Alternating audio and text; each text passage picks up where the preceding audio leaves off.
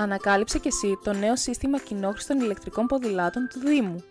Για να παραλάβεις ένα ηλεκτρικό ποδήλατο, απλά εντόπισε τους σταθμούς φόρτισης και κατέβασε την ειδική εφαρμογή Easy Bike στο κινητό σου τηλέφωνο. Εναλλακτικά, ενημερώσου για τη διαδικασία ενοικίασης από τερματικά μίσθωσης που μπορεί να υπάρχουν στους σταθμούς. Αφού κάνεις εγγραφή στην εφαρμογή, ακολούθησε τα παρακάτω βήματα για να παραλάβεις ένα ποδήλατο. Πρώτον, επίλεξε το ποδήλατο που θέλεις και σάρωσε μέσω της εφαρμογής το κωδικό QR που βρίσκεται πάνω στο ποδήλατο. Δεύτερον, περίμενε μέχρι το σύστημα να ξεκλειδώσει το ποδήλατό σου. Τρίτον, βγάλε το ποδήλατο από τη θέση κλειδώματος σπρώχνοντας ελαφρά προς τα έξω και έφυγες.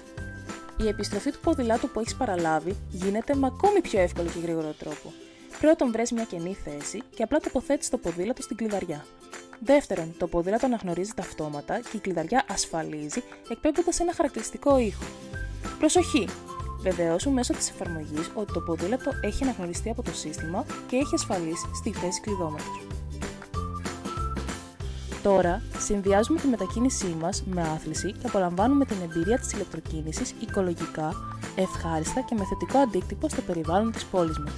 Καλές βόλτες!